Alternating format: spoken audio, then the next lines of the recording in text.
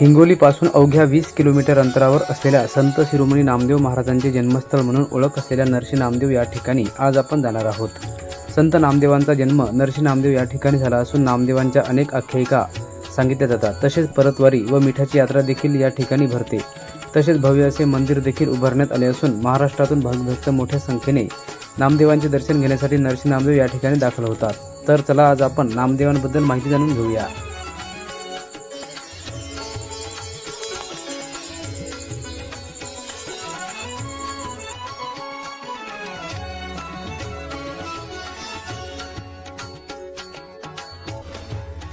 रामकृष्ण हरी, मी शंकर भैराणे. हिंगोलीपासून अवघ्या 20 किलोमीटर अंतरावर असलेल्या नरसी नामदेव या ठिकाणी आज आपण आलो आहोत. संत शिरोमणी नामदेव महाराजांचे जन्मस्थळ म्हणून नरसी नामदेव प्रसिद्ध आहे. तर याच ठिकाणी नामदेव महाराजांचे भव्य असे मंदिर देखील उभारण्यात आलेले आहे. चला तर आपण नामदेव महाराजांची माहिती जाणून घेणार आहोत.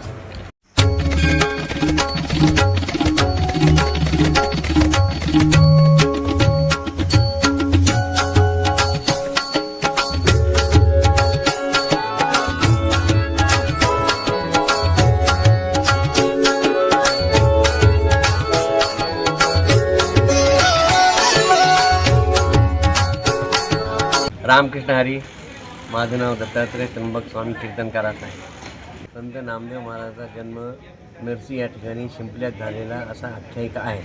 तसेच परतवारी आखाडी निमित्त भरपूर यात्री येतात. इथं महाराष्ट्रातून लाखो भाविक यात्रा दर्शनासाठी येतात इथं. तसेच या ठिकाणी नामदेव महाराजांचे भव्य मंदिर बांधण्यात आलेले आहे. नामदेव महाराजाला मानणारा भरपूर समाज आहे, इथं वर्ग आहे. त्याच्यामुळे भरपूर लोक येतात, दररोज येतात. तसेच शीख बांधव पण भरपूर येतात इथं. या ठिकाणी भाविकांसाठी चांगली व्यवस्था पण केलेली आहे. तुम्ही कुठून आले? नांदेडहून आले. नामदेव महाराजाचं हे जन्मस्थळ आहे आणि नामदेव महाराज हे फार मोठे भक्त होते.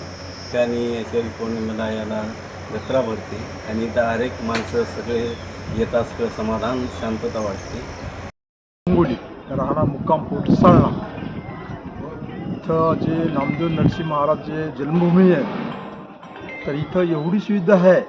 फुकट जेवण आहे. पंच जी कमिटी आहे त्यानं असं सिद्ध केलं आहे की हे देवस्थान जे आहे तर नंबर 1 आहे महाराष्ट्रावर आणि दुसरा नंबर औंढ्याचा आहे जेवणा याच्या बाबतीमध्ये.